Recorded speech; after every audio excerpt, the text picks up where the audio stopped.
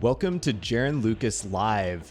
This is January 1st, 2020, start of an important decade, and my special guest today is a close friend of mine, Carson Knuth, who has been an entrepreneur for just about as long as I have, if not longer. Carson, what's up? Nothing. Having me here. Just Happy having New a Year. chill Happy New Year. Yeah, very much. Snowing here. I'm in Utah, so just looking forward to hitting the slopes tomorrow. Nice. Yeah, that is exactly what we've been doing too.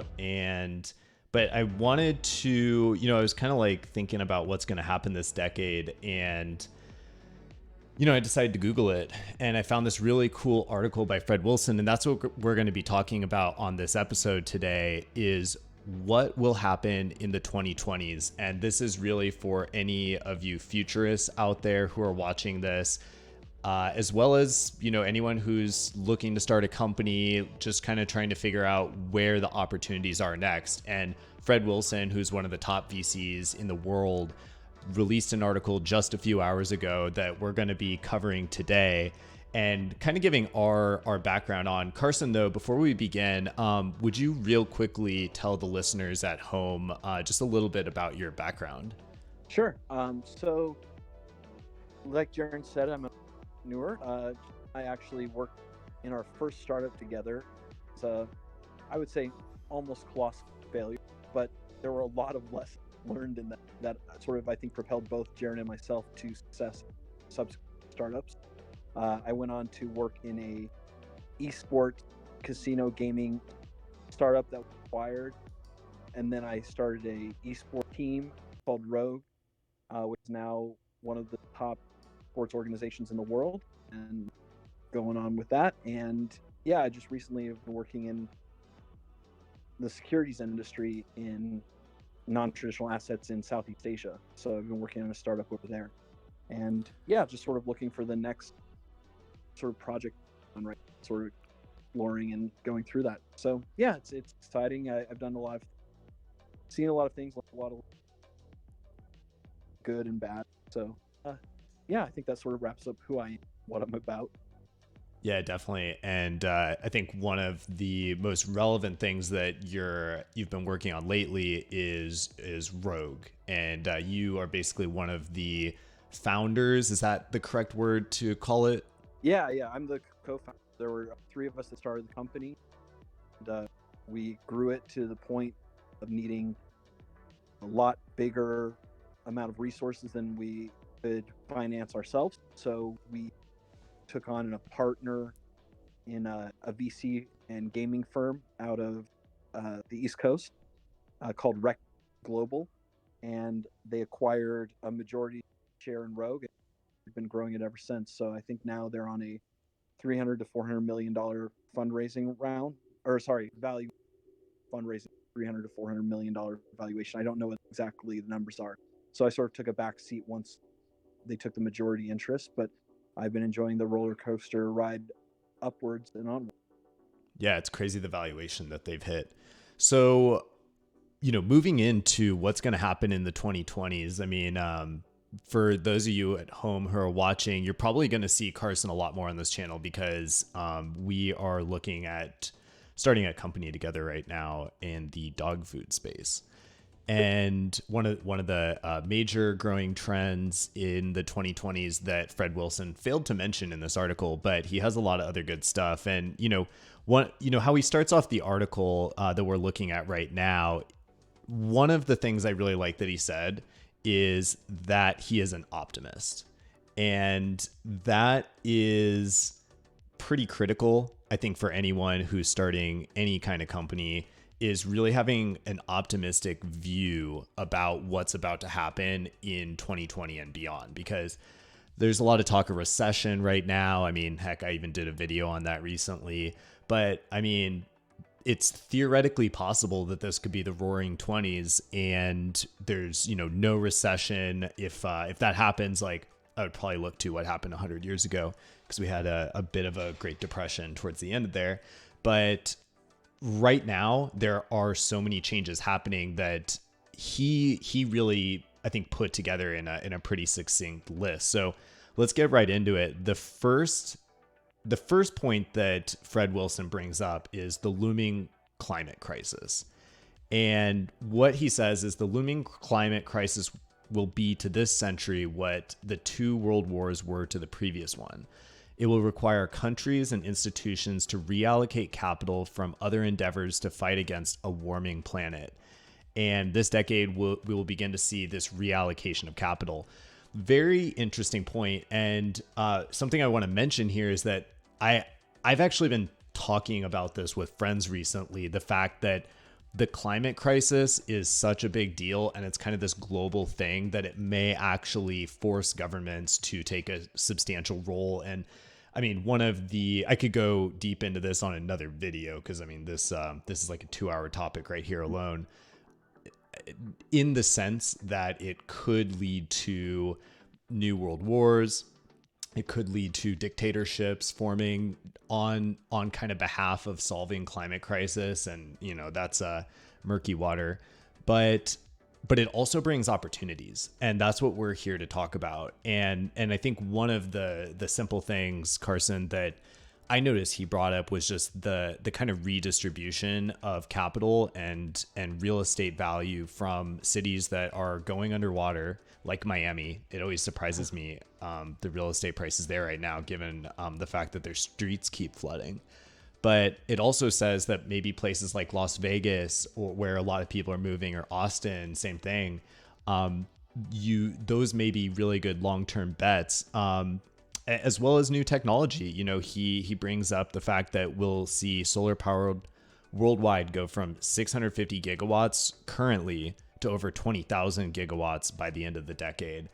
Carson, what do you think is going to happen here, both politically and kind of from an economic opportunity standpoint? I mean, I take a unique position because I think climate crisis is one of our biggest that we're facing, is, you know, globally.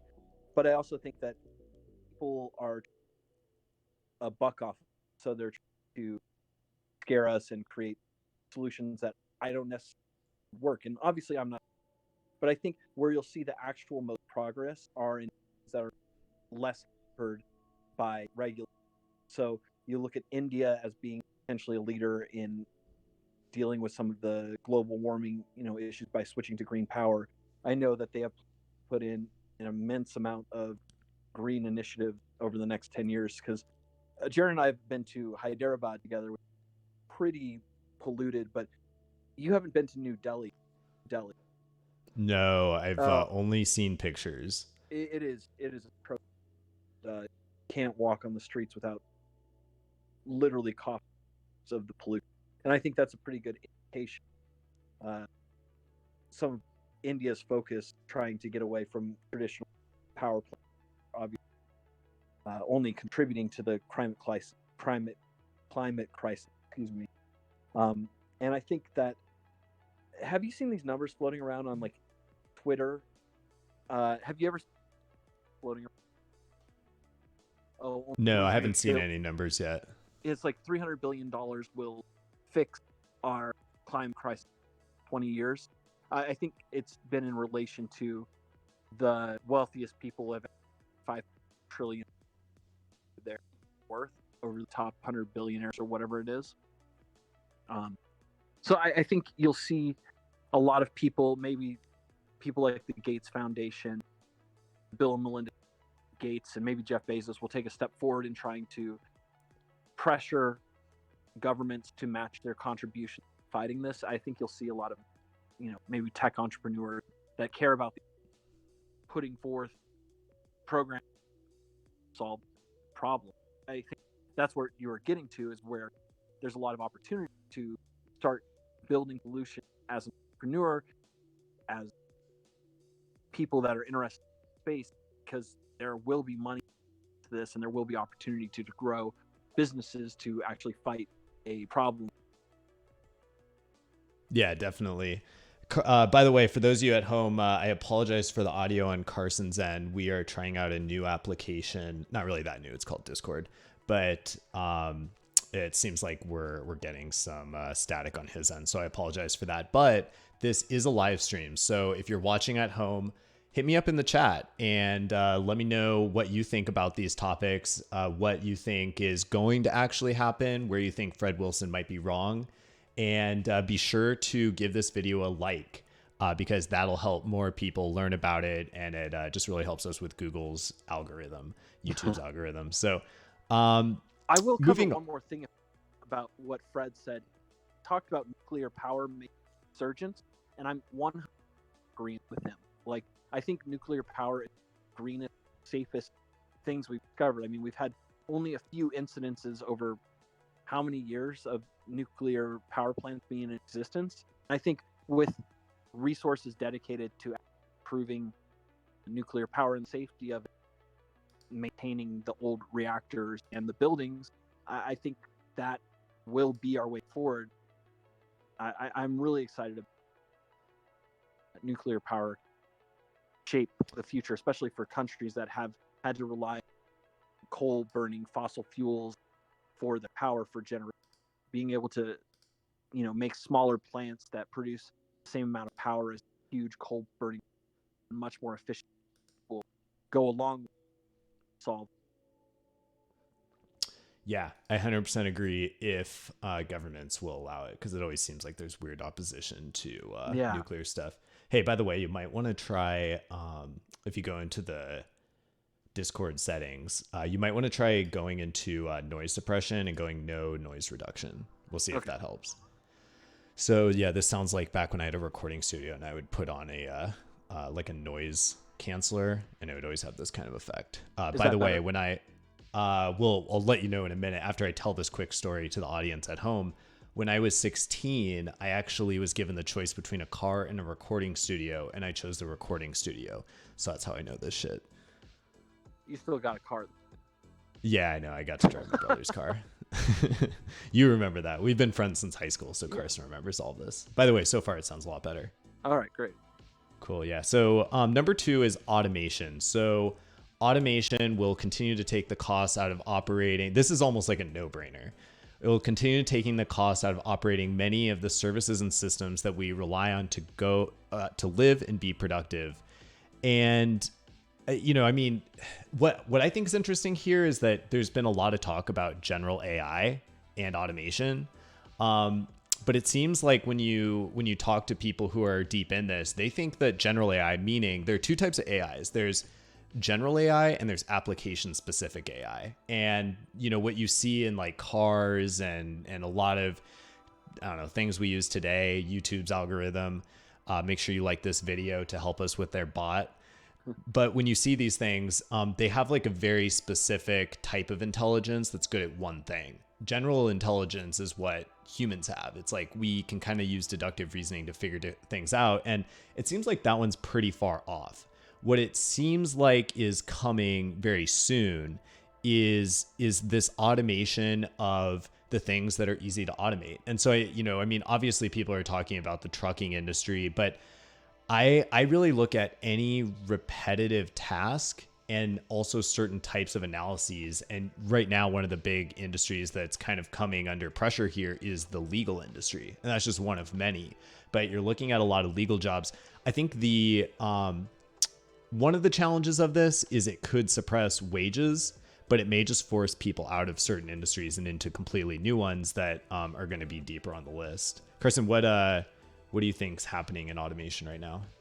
I mean, I think you brought up a really good point about legal automation, and you've already started to see some of that out to third world countries to do a lot of the small tasks, and then they have a lawyer review it.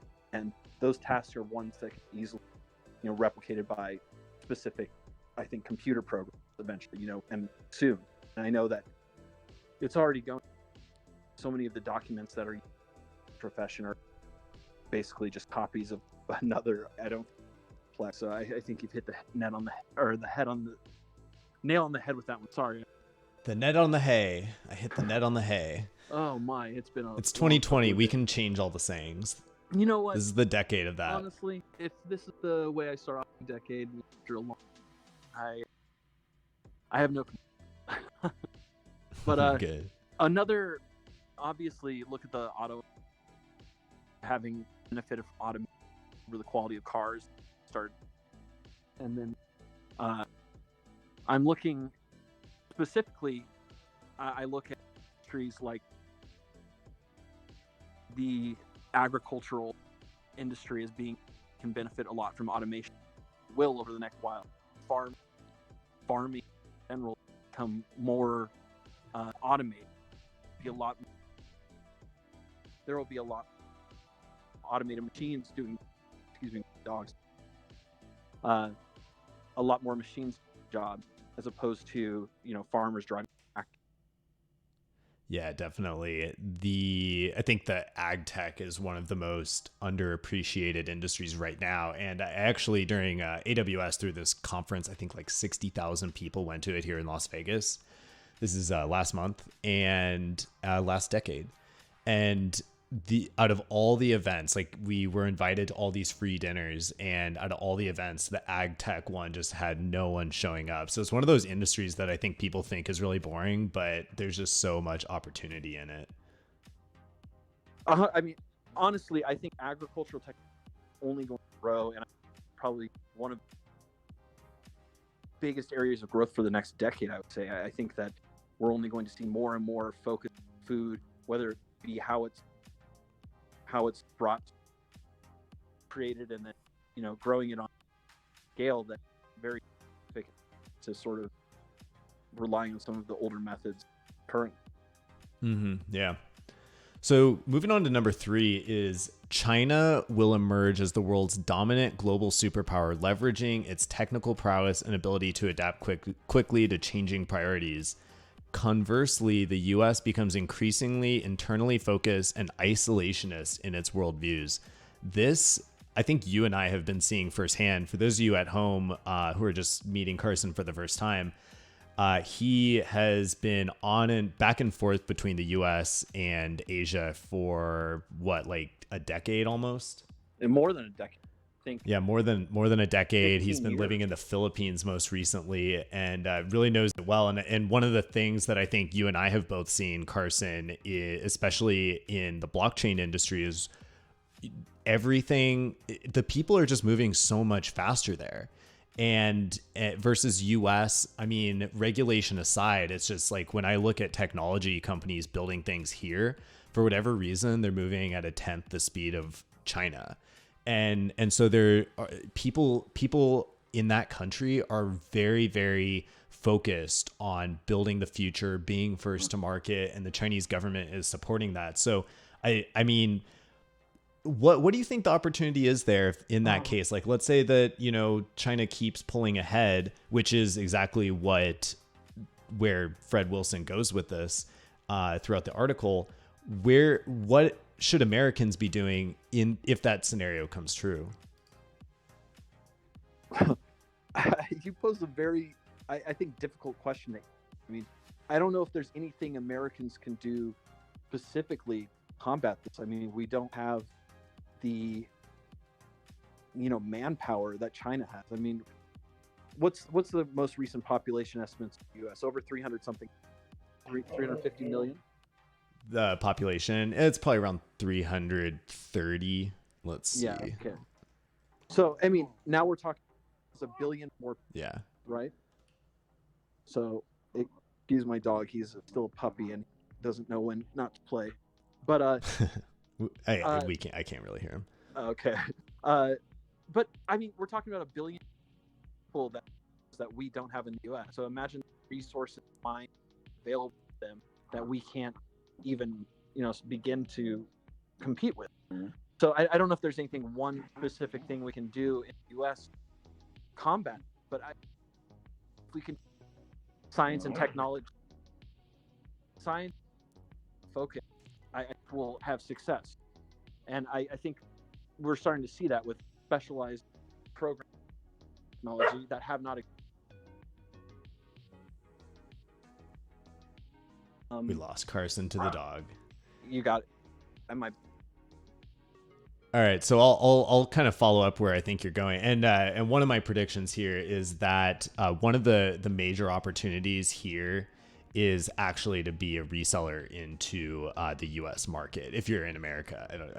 people watch this channel from all over the world, but you want to look at where the innovation is happening and then what the specific innovation is as well. If it's highly secure, which actually kind of leads us into the next section. The first one, and I already told Carson ahead of time, we're not going to go too deep into this one, even though we know a lot about this space, but it's that countries will create and promote digital crypto versions of their fiat currency led by China, who moves first and benefits the most from this move, which is pretty, it makes a lot of sense, right? Because they want to move from the regime of the US dollar being the dominant world currency into the yuan becoming the new world currency. And so again, this just shows you like they're really supporting in their own way. They're supporting people who are going to build these products as long as they fit the way that China wants to see them built. But going even further, Fred Wilson then brings up a decentralized internet will emerge. And this is led initially by a decentralized infrastructure services like storage, bandwidth, compute. One company that I'd like to give a shout out to that I worked with a couple years back is Akash. And Akash has recently launched one of the first decentralized computing networks. So it's kind of like AWS, but decentralized. And when you look at, and this is something that Fred also goes deeper into, when you look at the privacy concerns that people have, decentralization is going to be one of the important things to accomplishing that if governments like the US don't completely ban it outright. Because I've been amazed to see over the last couple of years, politicians come up and start to push forward these policies around not having encryption. And it's just like, I don't even know where to begin because that's such a stupid idea to take away encryption. That's how we get into online banking systems. You know, it's like how the internet functions is through encryption. And so the fear, of course, they have their own fears on why they might say that. But with the more that those pushes come, the more that I think people are going to be seeking out decentralized solutions. Hopefully they're easier to use than they are today. Yeah, and it's funny because China, I think, will be at the forefront, digitizing their currency and creating a digital version of the yuan. But it also is a double-edged sword. Push centralization technology, it only goes to benefit like a decentralized internet, thing that China definitely is not in favor. You want to control the narrative. China wants to control their own narrative. And people are able to see and how they're able to see it. And if we're able to build a decentralized internet, which Fred predicts, then it only goes to, sort of weaken Chinese position of power. Yeah. Well, for those of you who don't know how the internet works, it's very, very centralized. The internet, the core part of the internet itself, is actually only controlled by 12 people. So at its core, it's very centralized. And then when you look at the layers on top of it, it's, for instance, like anyone at home, any of you watching this right now, I could go tomorrow. I could go right now and spoof your email, and I could go send it to anyone in the world. And that might get caught, but it also might allow me to like trick people into like sending money to me because they think that you got lost in Mexico. So, or wherever in the world, the fact is that the whole internet today is kind of breaking down in its own way. It's like really good on one hand, but on the other hand, there's never been a bigger push, even in the US, to control the internet. And that really goes against I think its deepest purpose. And it definitely goes against the freedom of people. So the opportunity here is really be on the lookout for areas of decentralization where you feel like it might have an application. A lot of people have already gone out and built the infrastructure itself, but they're having a very hard time actually getting usage of these platforms. I am not a huge bull on the market, period, because I don't think people currently demand decentralization. But if that were to change, if there were major government policies, like, you know, what we're seeing, that the US might become more isolationist and whatnot, like that might have repercussions that actually push people into these solutions. Moving on is plant-based diet. So this is the sixth theme that Fred Wilson brings up in this article. And plant-based diets, he says, will dominate the world by the end of the decade. Eating meat will become a delicacy, much like eating caviar is today.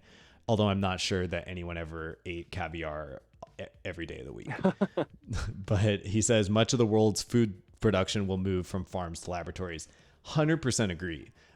This is probably also tied into the climate stuff. I'm sure many of you already know this who are watching this, but the methane that is produced by cows alone is, I believe, the largest contributor to global warming. So even if you love meat, even if you don't have a problem with it morally, which I think people should start to take a look at, is it even right that we're killing so many animals in slaughterhouses? But even if you don't have a problem with that, the fact is that the current route we're on in the world means that humanity won't survive. So it could be in the 20s. I actually think this is more of like something that's going to happen over the next 30 years. But, you know, right now we're seeing, I mean, I have a Beyond Meat burger preparing downstairs. And, you know, my girlfriend and I in our house, we're plant-based 4 days a week. So like we're part of this movement, and I'm seeing more and more people become part of this movement too, where maybe you're not giving up meat entirely, but you know, you're bringing more plant-based into your diet, maybe for ethical reasons, but for environmental reasons as well, for the fact that, you know, I think this lab meat is going to become really, really huge. This is actually one of the areas we should look at deeper, because I keep coming back to it. I also keep coming back to vegan dog food. So that's probably something we should discuss. And I've been doing some research on that. But anyway, plant-based. Are you plant-based yet, Carson? I don't think you are. I'm not. You know, we do have days where, you know, I try to limit take, you know what I mean? It's not a daily thing. I don't like to eat meat for every single meal. There are the people that are like, wake up, sausage, bacon, and then lunch they have to have a sandwich with, you know, cold cuts and stuff like that, and then they have some sort of meat-based dish for dinner. And as much as I do enjoy meat, don't get me wrong, I don't eat it for every meal. And I think it's being a conscious choice to help to curb some of the global warming. But more than, honestly, we all complain like, okay, well, if you're eating meat, shouldn't X, Y, and Z. It's not a singular.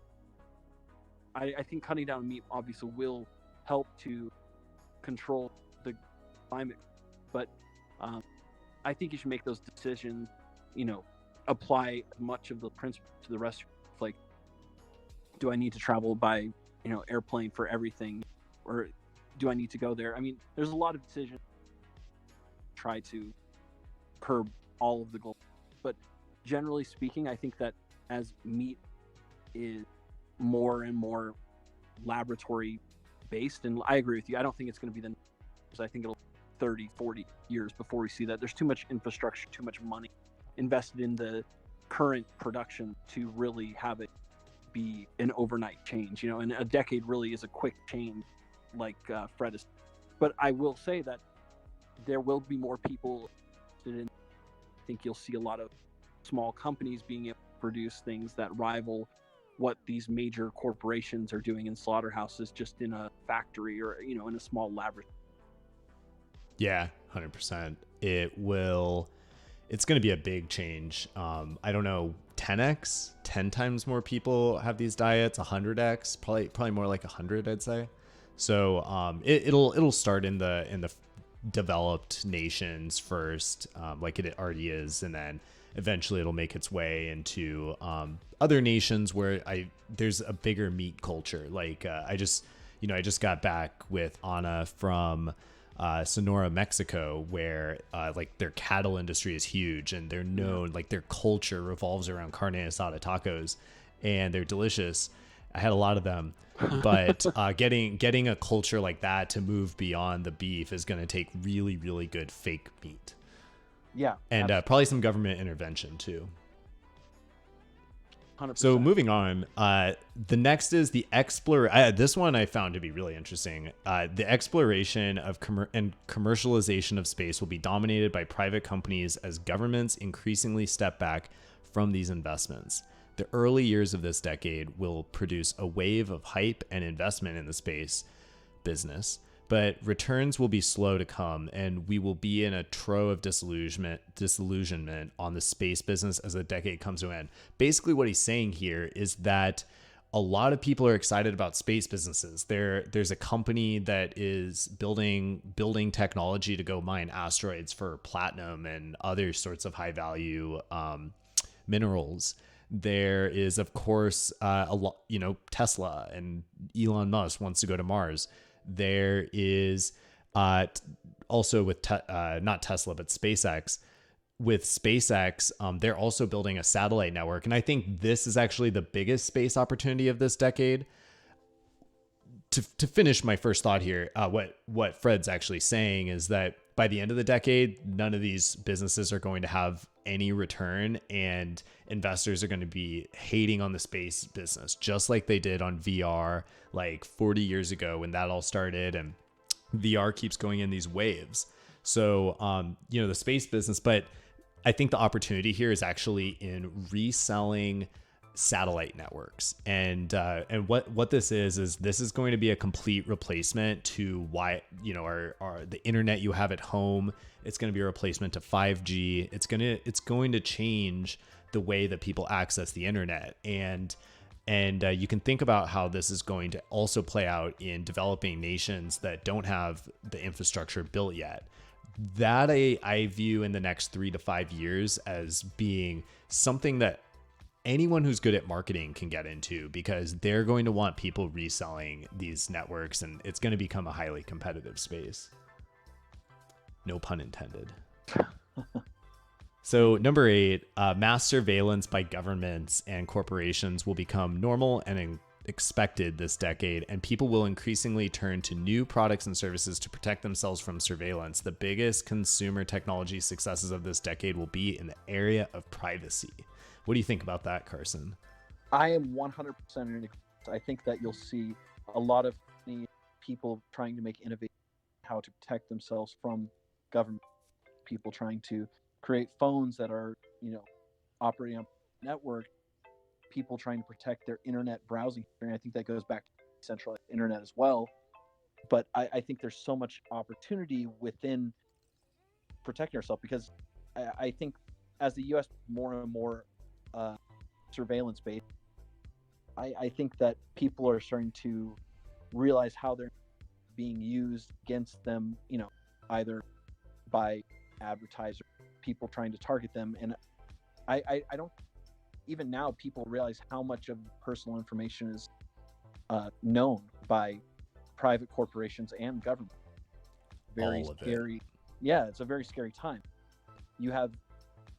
People always joke all the time about talking about, and then immediately you're targeted by sells that product, Instagram, Facebook, Twitter, some advertisement see just cruising social media.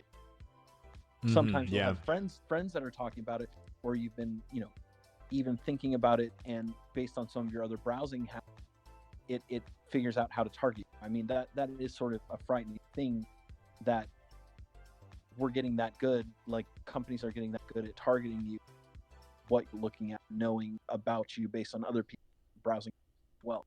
And I think that, the private sector, very profitable, have a big decade of innovation, because surveillance is only getting better. You have to think that counter surveillance is only going to improve as well. Well, I wonder how this is going to play out in social media as well, because I speak a little bit for myself, but I know I'm really tired of Instagram and Facebook, and I hate TikTok, even though Gary Vee tells me I shouldn't. And so I think we're in this period where nobody really trusts those platforms in terms of privacy. There is no privacy. They're really starting to take a hands-on approach, which is going to inhibit the growth of new creators coming onto those platforms. And then beyond that, it's like, I think people want to disconnect. Like, it's no longer cool to be at a party and having your phone out and, like streaming the whole thing the whole time into your stories. That might have been cool 5 years ago when like that was kind of like the flavor of the moment. But I think people now are looking for more genuine interaction, and a new type of social media that will also have privacy will emerge. That's what I think. I think you hit the nail on the head. I mean, people are trying to live in the moment. I mean, that's a big thing that even from health practice, meditation, whatever, living in the moment and being like grateful for what you have. But Jaron and I are old enough that we remember going to concerts when people were just there and enjoying the concert. You didn't have to watch through someone else's phone in front of you. You know what I mean? Like, it is crazy to see how the world has changed in the past 15 years in that aspect. And I think you're right. I think we'll have sort of a coming full circle, people trying to live more closely to the moment and putting their phones away, allowing themselves to just, be present. Well, so, and I think that's interesting because when I think about the future of social media, I mean, I think live streaming is going to be big, and it's still pretty new just because like anyone who wants to live stream has to freaking figure out OBS and then buy a whole new computer to do it, just like I did. But ultimately that's going to get really easy. And a lot of, there are a few things here. One, people are really afraid of going on camera at all, but going live is just like even another step further that most people are going to get comfortable with. So I think when a lot of influencers in this decade look at how, like, who's kind of growing in terms of a following, it's going to be the people who are doing live streaming. And beyond that, my question would be, because one of the really popular types of live stream on Twitch right now is IRL, in real life. And Anna and I actually did that a little bit in Mexico. We were just like, we're actually going to keep doing this, by the way. But we would go have these meals in Mexico, and we would just like turn on the camera and like chat with people while we were eating and like show them, like, okay, this is our plate of delicious tacos that we're about to eat. And so I think that, what happens when a camera can just be put on your lapel and very unnoticeable, and you can live stream in that way, like that could be one way where things head. I mean, and with that, sorry, but where I want to end with that one is, it's both less private, but it's also less intrusive. I mean, you look at Google Glass sort of being way curved, having these glasses that you could live stream and record video to way before really live stream thing. And people had such a problem with San Francisco. But I think now you'd have less of an... Tell Toby I say hi. Or that's probably Ben, actually. Ben barks a lot. Luther doesn't know who's at the front. He's stuck. Yeah, no, I feel you. But yeah, social media, that's going to be a huge change in 2020 that I'm surprised he doesn't even mention in this article. It's like, to me, that's almost one of the most relevant things, but he brings up a lot of good points. And so moving on, beyond consumer technology going into privacy, that's definitely going to grow. I liked this one a lot. We will finally move on from the baby boomers. Boomer, of course, being a very popular phrase right now, dominating the conversation in the US and around the world, and millennials and Gen Z will be running many institutions by the end of the decade. Age and experience will be less valued by shareholders, voters, and other stakeholders, and vision and courage will be valued more. Wow. I don't know if there's much to say about it. You're already starting to happen. Yeah, a lot of the young company CEOs are influential both to social media and see them. I mean, look at Mark Zuckerberg as an example. reviled as some way. He's a very well-respected figure, going to Congress, talking about privacy that with Facebook, but he's young. I mean, commands a lot of respect. You'll continue to see that as more millennials and Gen Zers are in positions of power and starting their own companies. It goes back to baby boomers went to work in traditional industries, rose up through the ranks by working their way up, finding jobs. And as millennials, I think we're more prone to working for ourselves. We find our own enjoyment. I think people find that admirable. I want to touch on some of the broader societal impacts that this is going to have too, because it is very true that the baby boomers mentality on a lot of things, I mean, they built a lot. So I got to hand it to them. Like, they built all of the real estate we see around us. Like, if you go back just like 30 or 40 years ago in any major city, like, these cities have been completely transformed. So it is incredible what they've done. But to me, they almost come at the world from a perspective of progress before all else. And that's why we have the huge climate problem we have, which of course Fred Wilson mentioned earlier in this article. It's why we have some of the mentality around like, people don't have to be happy at work. And they don't have to find fulfillment. They just need to make as much money as possible. These are all things that I think our generation is really starting to look at differently. Not even starting. We just have different opinions on these things, and what that's going to do to government, what that's going to do to the tech world, what it's going to do everywhere is going to be really, really fascinating. Yeah. I mean, people value, have you ever taken a job and, obviously worked for other, not ourselves.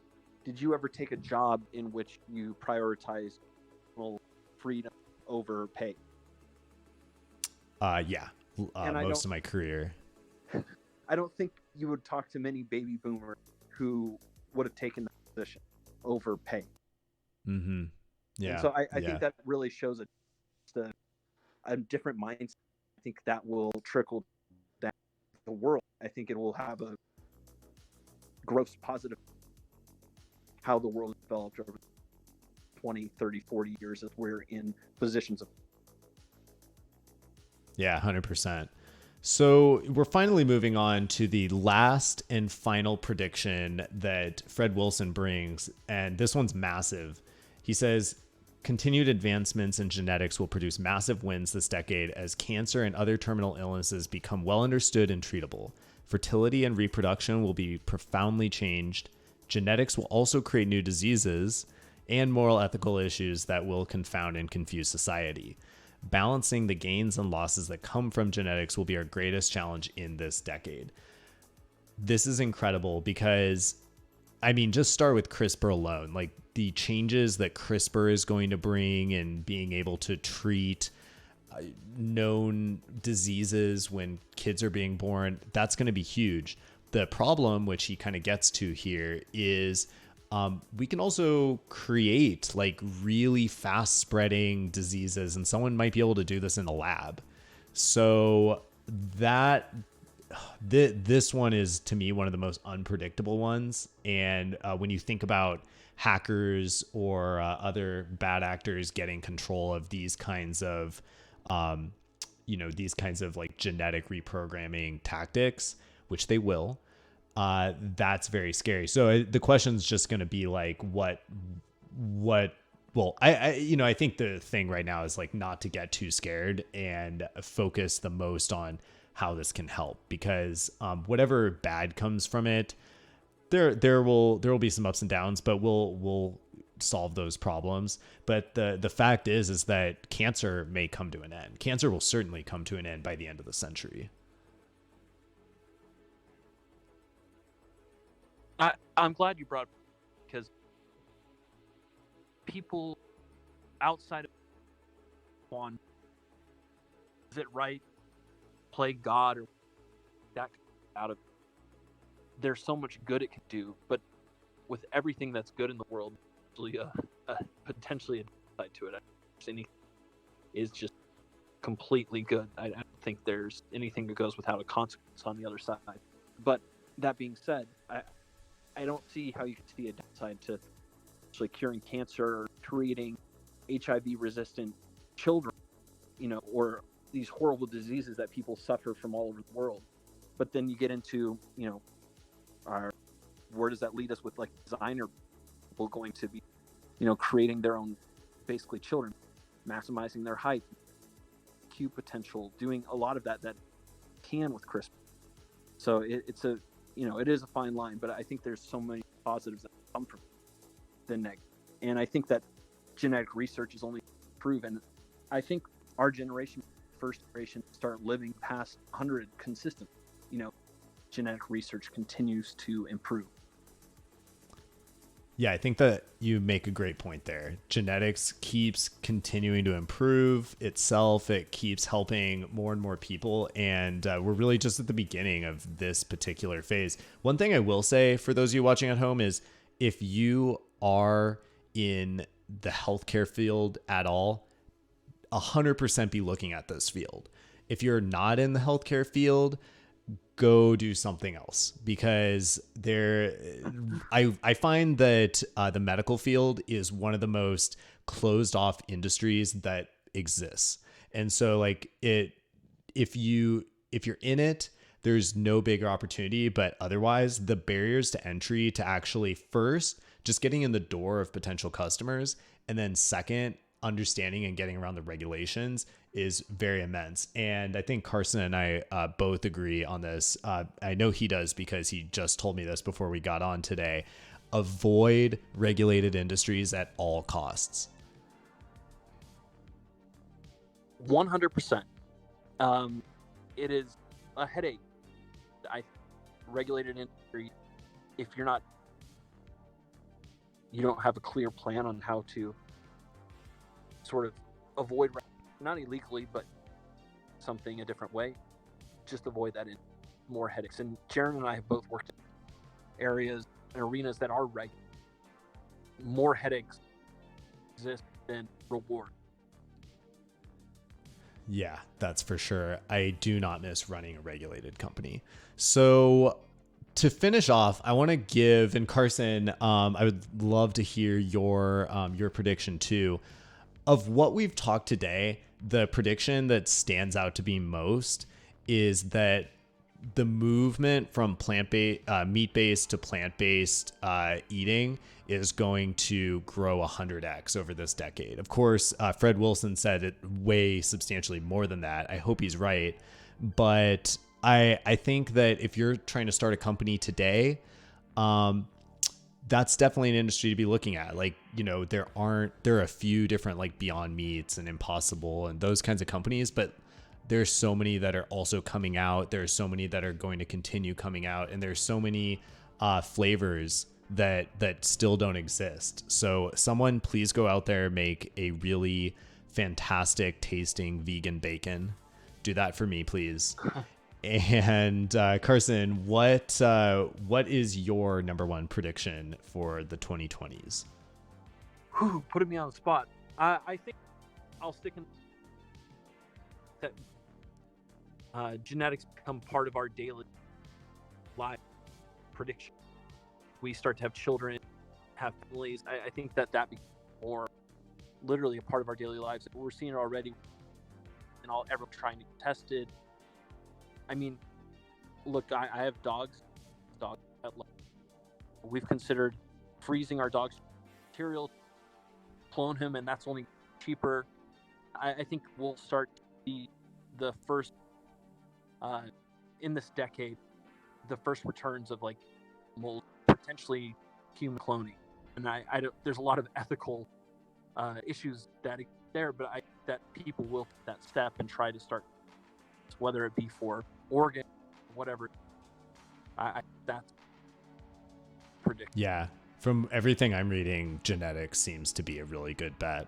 So with that, I hope you enjoyed this live stream. If you haven't subscribed already, make sure you do so. I'm going to be live streaming every Monday through Thursday. And at a time TBD, we're testing out a bunch of different times right now. So let me know what time you want me to stream at. But it's probably going to usually be around 4 p.m. Pacific. And if you haven't liked this video yet, please smash that like button. That helps us with YouTube's algorithm, and it turns blue too. So if you like the color blue, you get that added benefit. And finally, let me know in the comments what is your number one prediction for the 2020s, this decade that just hit us today. It is January 1st, 2020. I can't believe that it's even here. And yeah, to those of you at home, I hope you have an amazing year, an amazing decade. Carson, thanks so much for joining me. My pleasure. Thanks for having me. And until next stream tomorrow, stay visionary.